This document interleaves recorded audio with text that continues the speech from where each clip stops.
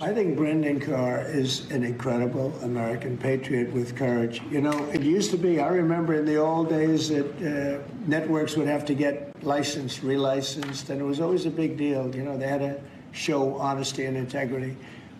When you have a network, again, I'll use the same numbers, whether it's 90 or 94 or 97, all different numbers. But when you have networks that give somebody 97% bad publicity or 94% bad publicity, I think that's dishonesty, and you know they're getting free airwaves, right? You know that, right? You get them for nothing. These airwaves, they make millions and millions of dollars. The news makes millions of dollars. ABC, your network. I mean, your network wrote very badly about me, and they had to pay me $16 million.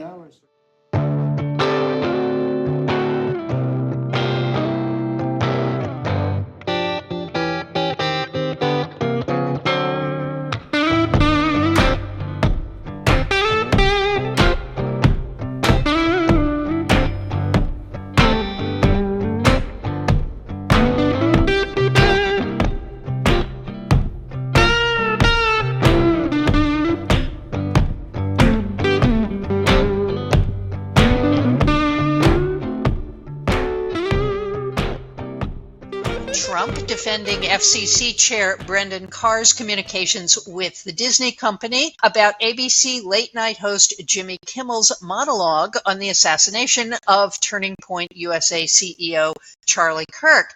And we're going to be swinging back around to Jimmy Kimmel in our conversation today. This is the First Amendment Blues edition. But first of all, I'm Claire Potter. And I'm Neil Young. And we want to remind all of our listeners that you can get this podcast on the Political Junkie Substack. You can also get it on TikTok. You can get it on Spotify. You can get it on iTunes. But we would sure love to have you in the Political Junkie Substack community because that's where we talk to people. So without further ado, Neil, let's get on to the news roundup. On Monday, President Trump signed an executive order designating Antifa, I'm putting that in quotes, as a domestic terrorist organization. There are so many things wrong here, Neil, that there's no structure or organization called Antifa, that domestic terrorism does not exist as a category in United States federal legal code. Neil, what is going to be the fallout from this and why is he doing it?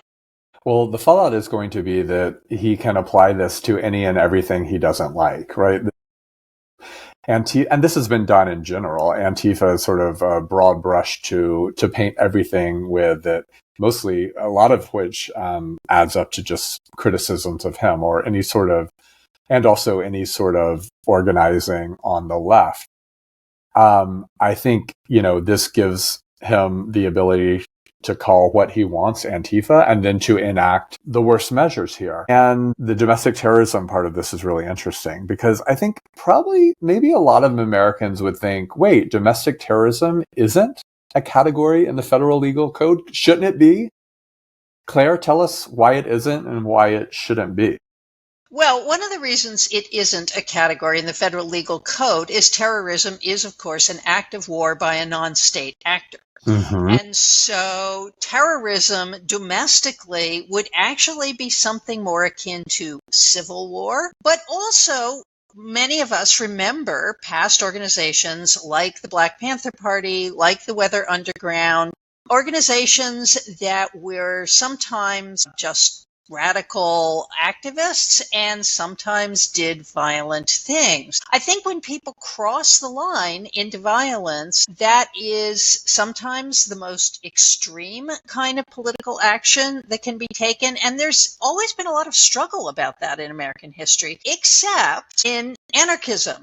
And, we really saw at the turn of the 20th century the emergence of anarchism as a node of violence in the United States. Very famous bombing, 1920, I think, of A. Mitchell Palmer. But what's actually important about anarchism is that it was a foreign ideology. It was brought to the United States mostly by people from the south of Europe. It was considered very Italian. So that kind of terrorism was still a foreign terrorism transplanted to the United States. I think one of the problems we have here is exactly what you're saying, that when we have a category called terrorism, It is supported by financing. You track it through bank accounts. You locate an organization. Antifa is not an organization. It's a theory of action. So the question of why we don't have domestic terrorism, I think, is perhaps lodged in a long-standing belief that certain kinds of measures are not used against American citizens. I mean, when you look at like Weather Underground and Black Panther Party, it was the FBI investigating people as criminals who were guilty of weapons violations and making bombs and so on and so forth.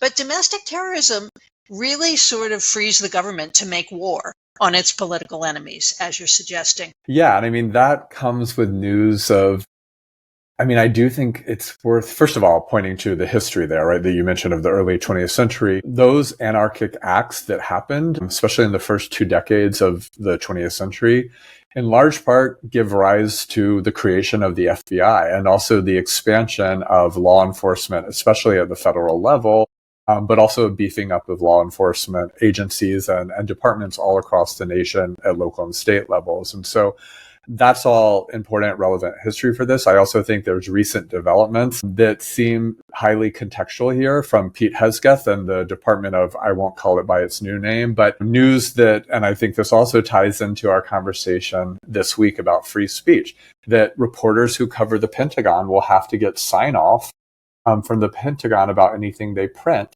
And also that there's now a call that all the top generals report to Washington for a top secret urgent meeting that's happening. So, I mean, I don't want to get too conspiratorial here, but it does seem like what a lot of people are worried about and predicting, that the force of the federal government is going to be directed towards the American people through real repressive measures carried out by the military, law enforcement, and other means. It seems like at least some of those wheels might be turning. Yeah, I think you're right. And part of what's crazy about this, from my perspective, is that Republicans will do anything at this point to not go near the idea that this country is awash in guns. I mean, you and I have repeatedly said we abhor political violence of all kinds, whether it's coming from the left or whether it's coming from the right. But what we've really seen over the past few years is people who have no real political ideology. They're just destructive and they want attention and they go after people.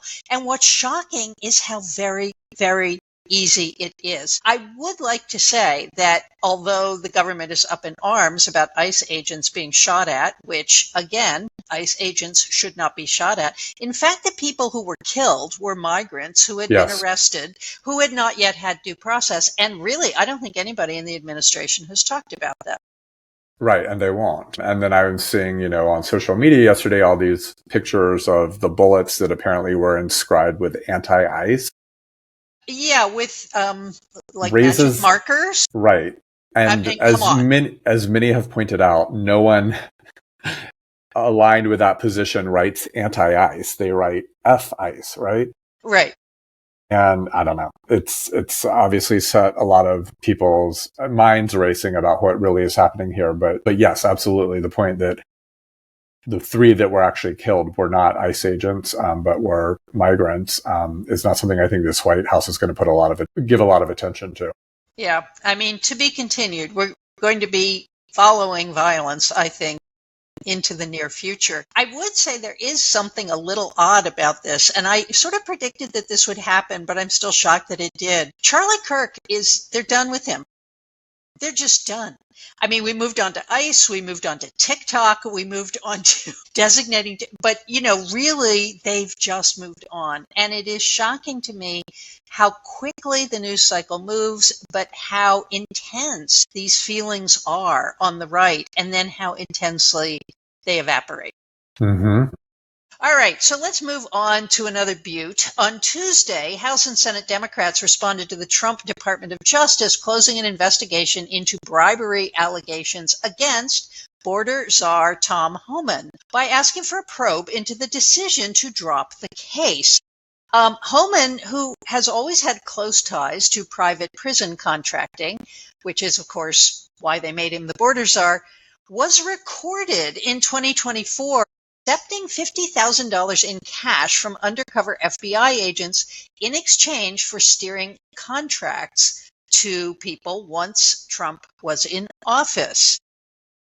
Are you shocked, Neil? No, because I think this has been suggested a lot in the reporting around him to begin with, that there's a history of this. Also seems not all that. It seems par for the course for someone who would be in the Trump orbit at this point. No, not surprised at all here. You know, I kind of wonder how long he's been doing it. And I'm thinking about that wonderful podcast that Rachel Maddow did called Bagman, which was about Spiro Agnew, who started accepting bribes when he was, at the level of the county. And when he finally became vice president, this builder who had been paying him for years actually walks into the vice president's office, like right after he's sworn in, and hands him the money. And on the way out the door, he says, Spiro, you better get a bagman. And how dumb could Tom Homan be to not have somebody else take the bribe? I mean, yes, but also he's not going to pay any price for this. So why even bother with that? Right.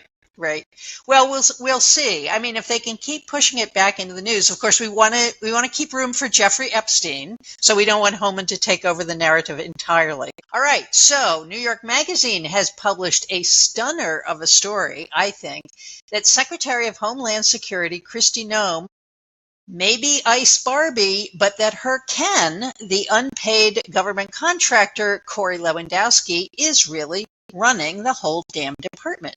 In other words, Noem wears the costumes and she likes to show up places wearing an outfit, but Lewandowski wears the pants. The pair are said to have been in a long-term intimate relationship, although they are married to other people. As importantly, DHS is an administrative mess as it pours resources into policing immigration. Neil, could things get much more interesting at DHS? Could this have happened to two better people? I love it. I am here for any story about these two because it's always of this nature. One of the unnamed Trump administration sources that was quoted in this piece said something along the lines of this is the best unkept secret in DC. Basically everyone knows this. Everyone knows that this is what's going on in DC. There's a long history of pieces of evidence that link these two together in ways that, aren't just a business relationship. Okay. The sort of potential marital affair aside, the real stunner of this is the New York Magazine's assertion that Lewandowski is actually running the department and I think that this isn't necessarily that surprising in terms of how folks view Kristi Noem.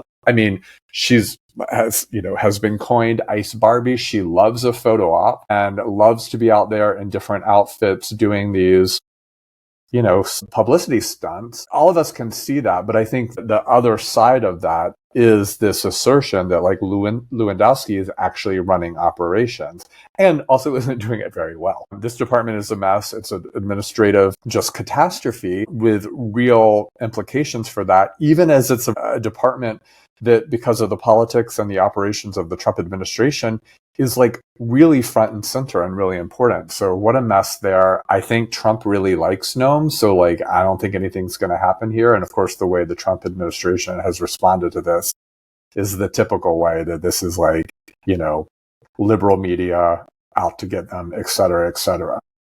Yeah, somebody said online, whatever happened to Kristi Noem's purse? Remember that her purse got stolen when she was having dinner with him and there was $4,000 in it? But my favorite quote in this piece, I have to say, was why Kristi Noem didn't actually get to be vice president. And it was because somebody told Trump she shot the dog. She shot the puppy in the gravel pit. And apparently Trump said to his son, Don Jr., even you wouldn't shoot a puppy and you kill everything. What is wrong with this country? Okay, moving right along. This week's biggest news, I think, is a new HSS recommendation linking the use of Tylenol during pregnancy to autism, teased by Donald Trump at Charlie Kirk's memorial on Sunday, and then announced by him and HSS Secretary Robert F. Kennedy Jr. at a White House press conference. First of all, there's no scientific evidence for this. There are some little links that have come up, but no double-blind studies or anything like that. It is also interesting that Dr. Oz, Mehmet Oz, who is in charge of Medicare and Medicaid, and Louisiana Republican Senator Bill Cassidy have pushed back strongly, as have a number of World Health Organizations, numerous autism foundations, and Kenvue, the company that makes Tylenol. The March of Dimes also reminds us that high fevers in pregnant women, and of course Trump said, women, you just got to tough it out. Just tough it out. Take it if you have to, but be tough. The March of Dimes reminds us that high fever can be the cause of facial and heart deformities, miscarriage, and maybe autism, although they say they need more research on that. Neil, what are you going to do with that jumbo bottle of Tylenol? Well, I'm an Excedrin migraine person myself. I mean, what a thing to watch. I mean, that press conference, or that, when Trump said this, was just absolutely stunning. Jimmy Kimmel, actually, in his opening monologue when he came back to TV Tuesday night, which we're going to talk about in a minute, did a whole bit on this, and they clipped all the times from that press conference that Trump says, "Don't take Tylenol." Have you watched this, Claire? Yes. It's insane. It's stunning. Like, he said it, I don't know, over a dozen times. Yeah. It's wild. Yeah. Obviously, as you've pointed out, this is getting pushback not only from medical authorities, medical associations like Tylenol, obviously, but from folks within Trump's orbit. And so I think that's significant, because we are always looking for those moments of, disagreement and pushback when they happen internally. And I think the other thing that's a question for me is, what do the American women do with this?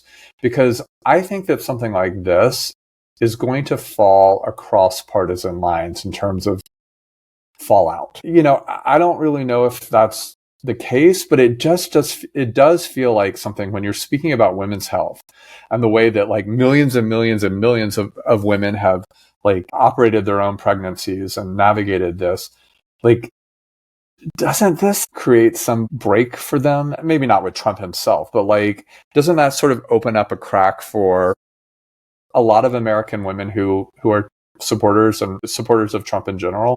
Yes and no, I think, Neil. I mean, I think it's a very interesting question. There are a couple of things that are important here. One thing that I did not know, but that makes sense, is there actually isn't a lot of medical research done on pregnant women. So that there's a lot of ambiguity about some of these things that occur in pregnancy. Like, we know, for example, that if a woman gets German measles while she's pregnant, that will result in a child who is intellectually disabled. There's a lot of evidence of that. But we don't know a lot about drugs, because, of course, research is all double-blind studies. You give it to some, you don't give it to others. And if you give a pregnant person something that actually harms their pregnancy, the liability is huge. So that's one thing I learned. Another thing I learned is that Kenvue is a spin-off from Johnson & Johnson that used to own Tylenol. And they spun off all of these companies because of a huge lawsuit against them involving baby powder and the possibility that baby powder is linked to ovarian cancer and other cancers of the female reproductive system. So Kenvue, as sort of part of this network, is very, very sensitive to this kind of thing. And I'm curious as to why they are not filing a lawsuit right now. But the third thing, Neil, is that I'm seeing big splits on my women's feeds, and I have sort of like MAGA women on the X feed and feminists on the Blue Sky feed. Feminists are sort of pointing to all of the ways in which women have always been blamed for autism. And of course, the original theory of autism was that mothers were not loving enough, and that a mother's failure to love her child enough, they called them refrigerator moms, was what caused autism in the first place. And that was a remarkably tenacious theory of autism, which is probably genetic, by the way. But the other thing I'm seeing is this kind of radical distrust among MAGA women of anything that a pharmaceutical company says. So, in a world where you have all of these wellness gurus doing things like trying to treat their cancer with coffee enemas and stuff like that, I think there is probably a significant subset of the population. Or look at the anti-vaxxers. I mean, we know, you can actually Google it and see what happens to a baby if they get measles. And yet the idea that all of this knowledge, is being hidden somehow and that they've been lied to, it's very, very strong. So I don't know, Neil. I don't know what's going to happen with this. I think it certainly has pushed people like, Bill, what's his name? Cassidy. Bill Cassidy, thank you, to say, oh my God. But we are now entering the realm of absurd with Robert F. Kennedy. I mean, it's not just pulling back the vaccines, it's really Tylenol. And Trump also could not pronounce acetaminophen. Was just going to say that. Yeah. I mean, And the fact that they didn't say acetaminophen, but they said Tylenol, which is the brand name, Anyway. Yeah, I mean, there's so much more that could be said about this, and I don't want to derail us as we go into the real topic of this week. But I really love the point you made, or just like the observation there about the ways in which women, mothers, are being blamed for autism in a lot of the discourse and the logic that's emerging here. And because I had this thought over this past week, when this is really sort of taking shape in the public conversation, that it reminded me of 1970s, 1980s. Conservative literature that blamed mothers for homosexuality. Right. And it's almost the reverse of the not loving enough. It's the mothers who loved too much and that distorted that relationship and messed up sort of notions of gender and love and attachment within the family that caused homosexuality. I mean, aren't women, and especially mothers, just fed up with this? That men walk through this world blaming them for everything. And I mean, a lot of historians have written about the ways women have accommodated and endorsed that politics too. So I don't want to act like, all women object to that sort of view of the world, but it is maddening to me that so much is made to rest on the shoulders of women. I think that's absolutely right. And I appreciate that, Neil. You're such a good feminist. You're probably a better feminist than I am, but you're right. And of course, if we look at, say, poor women and Black women, women of color who are endlessly blamed for anything that goes wrong with their babies, who actually are sometimes arrested if something goes wrong. I mean, we've got women who are being arrested for having miscarriages now. But I also think even your normal pregnancy, there is so much advice inundating women. You're not supposed to eat sushi. You're not supposed to drink coffee. You're not supposed to drink alcohol. It's like the number of things that women have to monitor rigorously during a pregnancy, and to now say, oh yeah, if you get a cold and you're running a high fever, don't do anything about it. Just suffer, just tough it out. When in fact, we know that high fever also damages a fetus. Yeah. All right. Well, let's move on to our topic for the day, which is free speech. I just want to pause for another minute and remind listeners to go to the Political Junkie Substack. You'll find a number of opportunities to subscribe. If you feel like being a paid subscriber, we really love you because there are expenses associated with this podcast. We pay for our music, we pay for our images, a range of costs that we have here. So if you can help us out, we'd really appreciate that. All right. Back to free speech. Neil, I guess I want to start with what free speech is. And obviously, Jimmy Kimmel is at the top of the news this week in his return to television, but also this sort of general fear that all kinds of extra legal means can be used to cause people to lose their jobs. But what is the First Amendment of the Constitution, Neil? Yeah, I mean, it's right there. People love to invoke it. Well, let's revisit it because oftentimes it's used willy-nilly, and especially for political ends that have nothing to do with what the amendment actually says. Congress shall make no law respecting an establishment of religion or prohibiting the free exercise thereof or abridging the freedom of speech or of the press, ... It's right there. Pretty clear what it is. People love to invoke it, as I said, almost always in cases that don't involve free speech. I mean, I think one of the things we'll talk about here is cancel culture and the rise of that as a sort of discourse in politics on the right in the last decade or two. Cancel culture is not free speech because almost all it ways cancel culture is about people, consumers, the marketplace, folks on the internet responding to other people's free speech with their own free speech in ways that might be punitive and might cause their careers to end, or at least cause their books or their media or their movies to not do as well if people hadn't called them out. That is not a violation of free speech. In fact, it is an enactment of free speech. Free speech is when you are saying something and the government tries to punish you for it, as happened in the case of Jimmy Kimmel. And the fact that he was suspended and it looked like he might have lost his show because of what looks like government pressure from the Trump administration on ABC and Disney. Yeah. And, I have to say part of what I love about the First Amendment is, and if we take it back to that moment that it was created, which is the 1790s, right? 1791, that it brings together the four basic pillars of democracy: the church, the state, the press, and the people.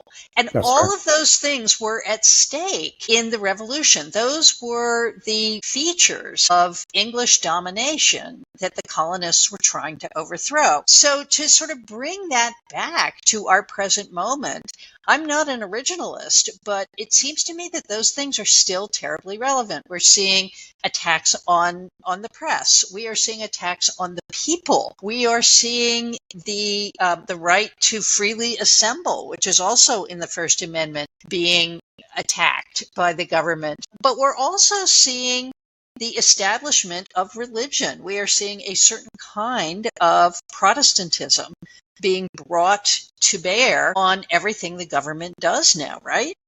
Yes, to all that. I think that's such a helpful way of framing this and helping us see the broad landscape of what's happening. I think I would just add to that in saying that of all those things, I think in terms of free speech, the sort of maddening aspect of that is that the free speech of American citizens is being violated through the discourse and the politics of free speech as it's been construed sort of on the extreme right. So they are talking about free speech constantly. Charlie Kirk, this is a big talking point, that Charlie Kirk was murdered because he was an advocate of free speech. And therefore, Jimmy Kimmel has to lose his job because he told a joke we don't like. So I think of all those four pillars you're talking about, yes, they're under attack by this government, but it seems like the free speech one is a particularly compelling one because it's being attacked through the very articulation of it. That's the very way that it's being articulated and being used by this government that has nothing to do with free speech. Yeah. Totally agree. And I want to sort of bring something else in here too, which is satire is protected under the First Amendment. There are numerous court cases that have established that satire is protected. But I think another thing to really look at as we segue into talking about Kimmel and Brendan Carr and where all of this is going is that late night TV also has a history. And when broadcast television was first established, there were rules about what was appropriate for children, what was appropriate for children to watch with their parents, and what was not appropriate for children at all. And so late night TV is born, I believe, with the Jack Paar show back in the 1950s. And it was explicitly explicit. I mean, Jack Paar didn't necessarily tell the kinds of jokes people tell now on Saturday Night Live or anything like that. But the late night space was a place, for example, where Johnny Carson could appear with a martini in his hand, could tell jokes about women's breasts that would not be acceptable today and actually weren't acceptable then, but, Mad Men and all that. So late night has also been this kind of sacrosanct space where anything goes because it's a particular audience for edgy, over-the-line stuff, right? Yeah, it's a place you can push the envelope because you can feel safe that all the children and all the folks who shouldn't be exposed to this type of content are, safely tucked in bed. I mean, let's think about what the context of media technology is at the time. You either watch it at the time or you don't, right? Right. There's no VCR. There's no social media that, can allow you to watch it anywhere and everywhere and as many times as you want. Yes, in that media technology environment, that's a space, that's a time that you carve out this possibility and this opportunity for moving the content to a little racier or more controversial direction than you can do in prime time, or certainly that you can do during the day. Which makes it really icky that late night became a place for the kinds of government surveillance and government threat. I mean, Ted Cruz, right? Ted Cruz is one of the people who came out to defend Jimmy Kimmel's right to be employed doing what he did. And one of the things Ted Cruz said was that Brendan Carr, the FCC chair, was kind of like one of those mob bosses. It's not that he said, I'm going to shut down ABC, but more like, nice little story you got here. Too bad if something were going to happen to it. And I think that's right. What makes things a little trickier, Neil, in the free speech question, and let's just play with this a little bit, is that, in fact, late night is not confined to late night. Late night ends up on TikTok. Late night ends up on YouTube. In other words, the internet has made it possible for late night to proliferate to every age group, every political persuasion, every platform. And so on the one hand, people like Jimmy Kimmel are not so dependent on broadcasting as they used to be. On the other hand, they're more vulnerable because what they do for a specialized audience sort of bleeds into other audiences too. Yeah, I think that's a really important point here, especially even as he comes back to air, some of the carriers like the Sinclair network are not going to show it, right? So that's, I think, 16% or something like that of American market, or American viewers are in markets where they won't have this show, or at least right now, they won't get it by watching on their television. But we know that actually so many, as you just said, so many people who watch Kimmel or other late night shows are doing it via TikTok, via YouTube, etc. I do think it's sort of interesting, though, when you think about, as we tied into that long history of late night TV and the way in which it could be sort of boundary pushing in its earliest incarnation, that is not the case now. I mean, you do not go to late night comedians to hear really stuff that's beyond the pale. That kind of stuff happens during the prime time hours, right? It's like 8 p.m., 9 p.m., 10 p.m., HBO, cable, streaming that provides the raciest content and the sort of most boundary pushing. Late night comedy is pretty middle of the road stuff in terms of the types of jokes one tells. And certainly Colbert, Kimmel, and others have taken up a bit of a political stance, but to see that as some sort of racy or controversial content that deserves scrutiny is just wild, given the sorts of things that one can watch any time of day from the streamers, from the cable networks, etc. That's right. And, also this kind of scrutiny violates another sort of basic precept of mass entertainment, which is there's almost nothing that is made for everybody. Right. And I was reading a great article the other day about how there are these series emerging that are sort of MAGA-ish. One of them was Landman, which is about the oil business in Texas. And I loved Landman. I mean, I really enjoyed it. But the women are bimbos. And every once in a while, Billy Bob Thornton, who plays the central character, erupts in some sort of rant about alternative energy, which is completely factually wrong. I was watching Tulsa King the other day with Sylvester Stallone, which is about this mob guy who gets out of prison after 25 years, and he's sent to Tulsa to sort of establish the gang there. And he's in a cab because he can't drive, because he doesn't have a driver's license. And he's ranting at somebody about pronouns. And I'm sort of thinking, is this something that a criminal would really care about after 25 years in jail? So the idea that someone like Jimmy Kimmel would be for everybody is just wrong, right, when it comes to the entertainment industry. But let's sort of circle back to the question of Sinclair and Nexstar. Sinclair is a conservative network. They promote conservative values. They put on something like Celebrity Family Feud in place of Kimmel, and said they have a perfect right not to carry Kimmel. Nexstar has a merger in front of the FCC. And now this gets back into the ways in which the Trump administration is moving against entertainers and moving against the media industry, which is, sort of suggesting that maybe things won't go so well with what the FCC has to approve if, in fact, their content is not something that the Trump administration approves. Yes, and that is a huge threat, even if it's not made explicit, although, it has been somewhat. I mean, it's been Trump himself has basically said, there's these licenses, maybe we should take the license away, right?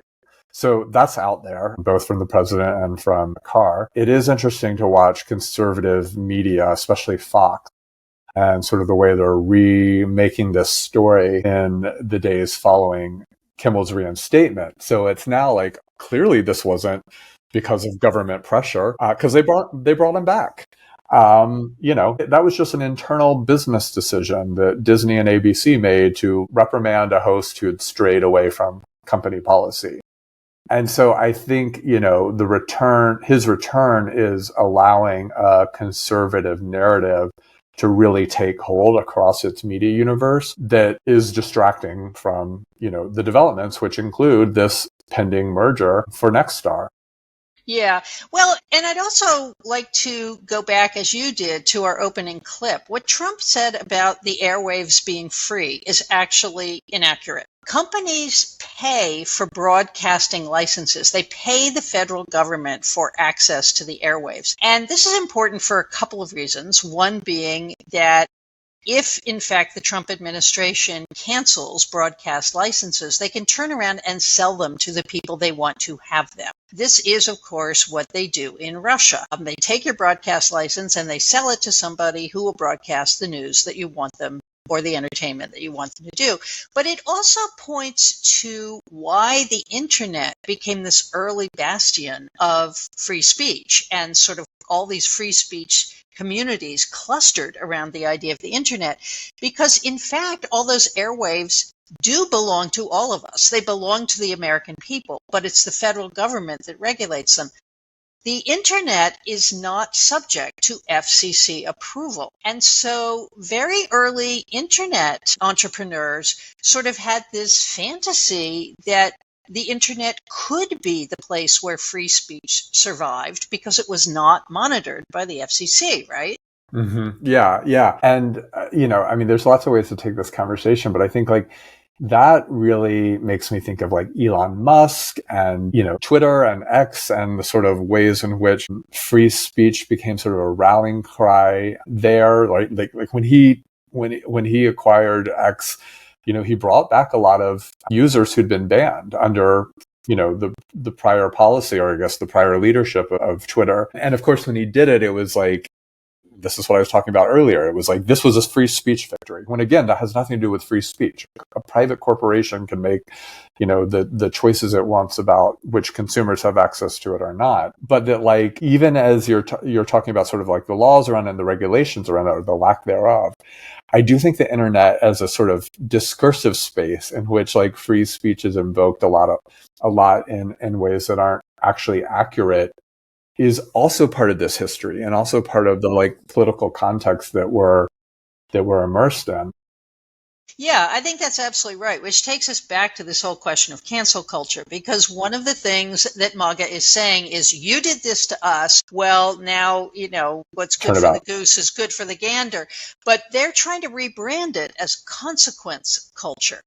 And I don't really know whether that's taking well, but it does make sense in terms of one crucial aspect of the First Amendment, which is speech can be deemed constitutionally protected, but suffering consequences from that speech may be legal, depending on what kind of institution we're talking about, what kind of policies that institution has, and how that speech is received. So how do we think about consequences as a way that creates this sort of gray area of free speech? Yeah, you can say what you want. Go say it somewhere else. Well, wait, I want to hear more about this consequence culture. Are you saying that that's sort of emerging as the new Yes. New language of the right in Yes. replacing cancel culture. Okay, Yeah. I have not JD heard about this. Vance. Tell me more. Yeah, JD Vance used it the other day, and I think they don't want to say we're canceling people because that is, of course, a left-wing liberal tears kind of thing. Consequence culture, I think, if I were in the branding meeting, I would have said this is about personal responsibility. If you won't be responsible about your speech, there will be consequences. And right wingers talk a lot in a sort of parent child dynamic. You do this, okay, you're free to do this, but I'm also free to spank you, kind of thing. And I think that is how Brendan Carr is certainly framing his actions. I mean, he's utterly unrepentant for what happened to Kimmel. He said, well, it didn't have anything to do with me. I just spoke to them and they made their own decision. And there were consequences, but they weren't consequences that came from the government. So it can't be censorship. It can't be a free speech violation. But I think we're entering a period in which it is the idea of firing people when they're not, say, being officially blacklisted by the government or something is becoming common and reasonable. And in part, it's common because indeed that is how many of us, certainly in academia, have dealt with certain kinds of violations that can't be prosecuted, but are actions that we don't want in our communities. I'm thinking about sexual harassment. I'm thinking about Amy Wax at the University of Pennsylvania, the things that she has said in class, the things she has said to students that at the University of Pennsylvania would like her to stop doing that. And so they have taken certain kinds of privileges away from her. But I think by rebranding it as consequence culture, what the right is saying is it's your fault.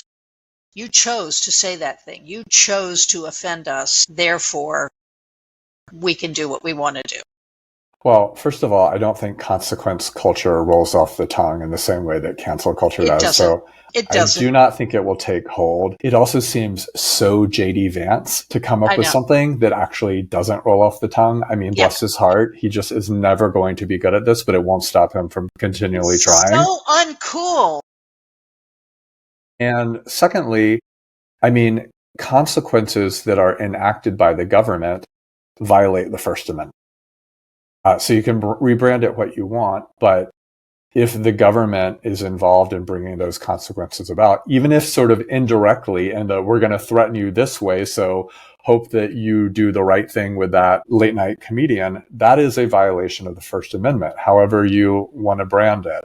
I do think also that a lot of folks on the left, when the whole cancer culture, conversation was brought up over the last decade, like they tried to point out that that's what was at work. Consequences for free speech, that free speech engendered other folks' free speech that was manifested in all sorts of ways, which included like not buying someone's book or not going to their comedy show or not, like those were consequences that individuals and the marketplace, usually things that conservatives say they believe in and advocate for and see the world through the lens of, that the individuals and marketplaces exerted consequences in response to things people said and did. Nice try, JD Vance. You're late to this conversation, and also you're invoking it in a way that isn't accurate for what you seek to do. Well, and I think we also saw a lot of people in Hollywood getting together. Apparently 400 megastars signed a letter that they sent to ABC saying this is not acceptable. So one of the things these networks have to balance is talent.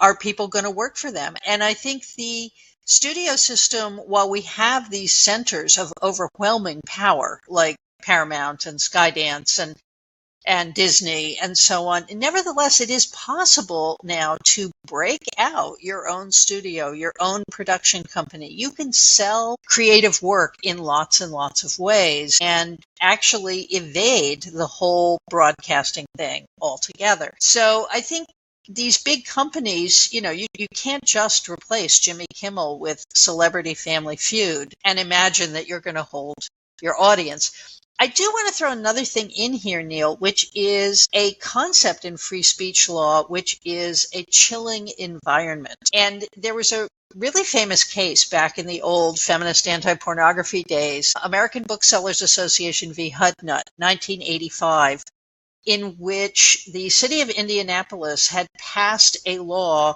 making booksellers liable for harm that came to women from pornography. In other words, you could go back to the bookseller and say, you sold this Hustler magazine and I was beaten up and I'm going to sue you. And American booksellers took it to court and argued that it would be impossible to run a bookstore if you were to imagine the harm that could come from anything you sold. And the people who wrote this ordinance, which was Catherine McKinnon and Andrea Dworkin, said that was nonsense, that would never happen, and so on. But the court was persuaded that there was a chilling effect from such a law that would actually censor books, that booksellers would choose to censor themselves rather than be ruined. So what about the chilling effect in all of this, Neil?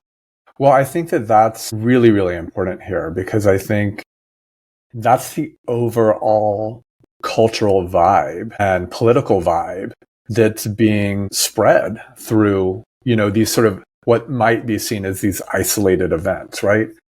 For every Jimmy Kimmel and for every decision by ABC or Disney, what are the ripple effects across all the networks, across all the entertainment companies that rethink what they do as they move forward to avoid this very situation? So that's the chilling effect. And that is something that's sort of immense. And I think it's generational, right? This could be a decade's worth of effect on, an enormous industry and really on culture itself. And you can look to other moments. I mean, the height of the Cold War and the threat of, the HUAC committee and the sort of, this idea that Hollywood was a bastion of communism, and there were individual people whose lives were ruined, and there were many, many thousands more content creators, actors, writers, producers, directors who changed what they did to avoid the government's eyes being upon them. And that happens again in the post 9/11 world, in that sort of decade. And so I think the chilling effect is immense here. But it's a harder thing to sort of litigate, right? Because how do you actually point to, a specific incident of it? And how do you quantify the harm? Right, exactly. And I think you're absolutely right about it having a generational effect. I mean, I remember going off to college in 1976, and my mother, who was at Swarthmore during the McCarthy era, one of the things she said to me, dead seriously, was don't sign anything. Don't ever put your name to anything. And of course, then it was actually kind of irrelevant. It's not at all irrelevant now. We should probably break out an entire other episode about what's going on in universities in this atmosphere, because that's really important. But I've been thinking about it myself. I'm supposed to give a bunch of talks this year across the country. And every time I think about putting something on X or on Blue Sky, I think, okay, is this something I'm willing to stand up for, or is it something I could just not write and it would be okay? Absolutely. Because people are getting canceled on the left for having been associated with certain kinds of things. Okay, Neil, so what do we want to go viral this week? Okay, I'm going to really shift the vibe, because something I've been doing in my own life to stay calm and sane. Yeah. Which is sort of just this mantra I have of seek beauty. I'm a person that really loves architecture and interior design and travel and food and just beautiful things. And, those have always been big parts of my life and things that I read about and follow a lot in general. But I made this concerted effort a year ago with the election results that I had to be actively seeking those things in these moments that felt really dark, and as a sort of purposeful redirection of a lot of my energy that in the past used to go towards opening up my New York Times app or turning on MSNBC. So in that vein, I thought about talking about the rapture this week, building on the conversation last week about the Antichrist, but I thought, you know what? I'd rather talk about plum torts. And the reason I want to talk about plum torts is because Marianne Burroughs, famed food reporter, mostly at the New York Times, died at the age of 92. She is an incredible food reporter. She's also a very prolific cookbook author. And I was really fascinated to read a series of articles in the New York Times. We're going to link to all of them, particularly the obituary by the always wonderful William Grimes. It talked about just this really important career she had and the life and legacy of her. She started off as a food reporter in the 60s, sort of starting in a small Washington newspaper, ultimately became a food reporter for the Washington Post for like 2 decades. And she is really, I think, seen as one of the people who helped the transformation of food writing in newspapers move from the sort of women's page that was like recipes and like how to plan a dinner party into really the sort of full coverage of this in food. So she would, share recipes, she would review restaurants, and she would also, investigate toxic food dyes or, bad labor practices at food corporations, on and on and on. She sort of brought all of that together in a really, really wonderful and impressive career. And also, she is the author of the most viewed recipe in the history of the New York Times cooking, which is her recipe for the plum tort. It was published in the New York Times in 1983. And of course, this was when print media was the only thing you had. From 1983 to 1989, they reprinted the recipe every fall because readers were so obsessed with this recipe. They would call in every year and say, you better print that recipe again. And it came to the point where in 1989, when they printed it, they said, by the way, we're going to stop printing this. So cut this out and laminate it and keep it. Of course, when the rise of the internet came, they started printing it. And once you had access to it all the time, it became like a different thing to access and to have in your, easily findable place. But they also have continued to write lots and lots of stories about it through the years. And so I'm going to link to both like the obituary about her. This piece of the New York Times ran in 2023, which was marking the 40th anniversary of its publication in the New York Times, which is the article that I think made me aware of it. And then I saved it in my New York Times cooking app. And I made it actually this winter, although I made it because there were no plums available in January. I made it with blueberries. And Marianne Burroughs had, encouraged people to use things like blueberries and peaches and other things when plums weren't in season. But the best way to do it is what is with Italian prune plums, which are available really sort of August through October. So now's the time to do this, the real original recipe. And then the other last thing I want to say about it is, yes, this was printed in the New York Times in 1983, which is what really made it famous and brought it to like a huge audience. But the recipe actually goes all the way back to 1960, to the first cookbook that Marianne Burroughs wrote. She wrote it with a friend of hers, and they self-published this cookbook. And in that 1960s self-published cookbook is the recipe for this plum tort. That self-published cookbook was then picked up by a publishing house a year later. I believe it's called something like what was it called? Elegant but Easy. It was published in 1961. That cookbook sold over 500,000 copies. What a career, what a publishing legacy, and what a recipe in the plum tort. We'll link to a bunch of recipes. Maybe the most important thing we'll link to is the one that takes you to the recipe itself. Neil, this is so uplifting. One of the things I loved about clicking on the Pete Wells article is there was this picture of her, and she was so beautiful, too. She is. I mean, she was just like the kind of woman that I absolutely knew populated places like the New York Times when I was a kid, sort of elegant and classy, and she got a little smile on her face and so on. I think the other thing that was interesting about this is, of course, now we have New York Times Cooking, which, you can organize all your recipes, which, by the way, I started cooking out of the New York Times when Trump was elected. Just like you, I needed something beautiful to hang on to, and it was food. But what's interesting is they sort of picked up Burroughs' idea of reprinting, because they actually do feature things over and over again. They feature things seasonally, they feature things when they're really popular, and of course people who make them can leave notes saying, well, here's something I did that turned out really well, or I don't really like what they did with this, so why don't you substitute coconut oil or something? So really she's, as you're saying, a big part of the history of making cooking not just popular but accessible. Definitely.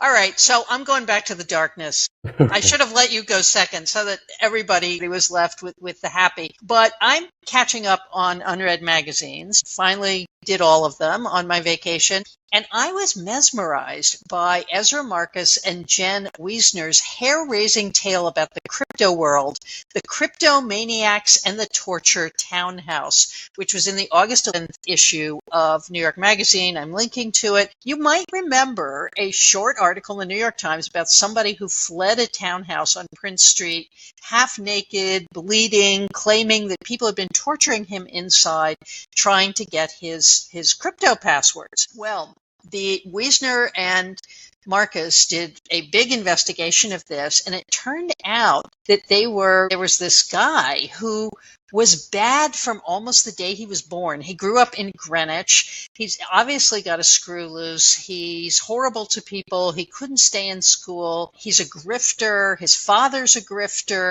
And he got into crypto and created this whole crypto fund, which actually sounded like a kind of pyramid scheme. But what this article really tells you is why crypto is so dangerous and why it draws such dangerous people. Because your crypto lives either in a digital wallet, listeners may or may not know this, or you can get these little devices that your crypto lives on. And it's basically just like a whole chains and chains of numbers. However, anyone who gets hold of those chains of numbers and transfers them to their own wallets basically can just keep it. I mean, you can be prosecuted and they can trace it because it's all on the blockchain. But in fact, for example, if you, Neil, were kidnapped and taken to your bank and they said, put your money card in and take out as much cash as you possibly can, you could actually go to the police and go to the bank, and the bank would claw that money back, right? All kinds of grifts. The bank will claw that money back and they'll get it for you.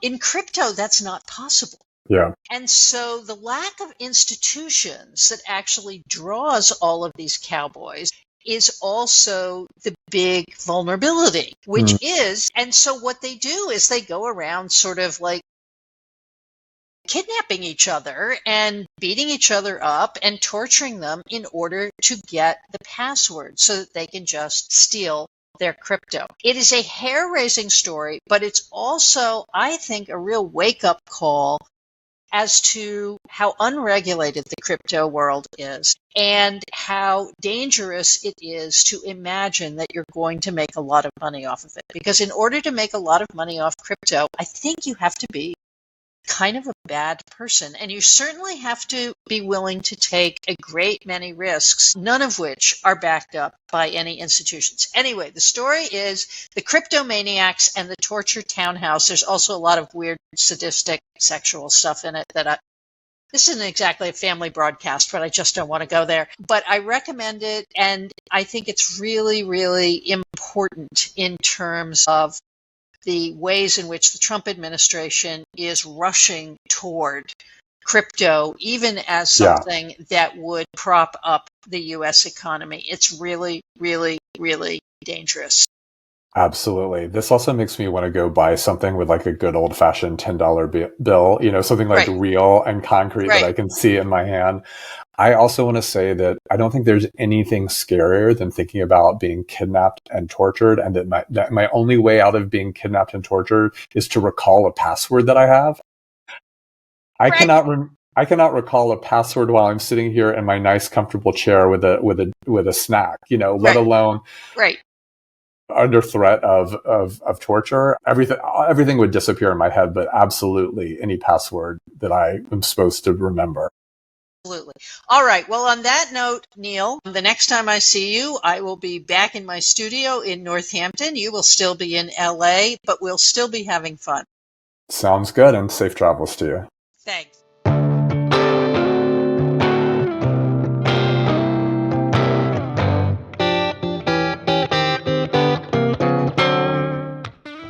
And that's it for today's show. Thanks for hanging out with us. Share this podcast with a friend who loves history, politics, and smart conversation. You can follow Neil and me on Threads, Blue Sky, X, TikTok, and Instagram. Subscribe to Political Junkie Podcast on your favorite platform. Please leave a rating and a comment so that other listeners can find us. Go to the Political Junkie Substack at clairepotter.substack.com for show notes, image credits, more episodes, to leave a comment or question, or to subscribe for as little as $5 a month. This podcast is supported by paying subscribers to Political Junkie and the New School for Social Research. Today's theme is Rambler Blues by Mississippi Lightning. You can find their work on Soundstripe. That's all for now. See you next time.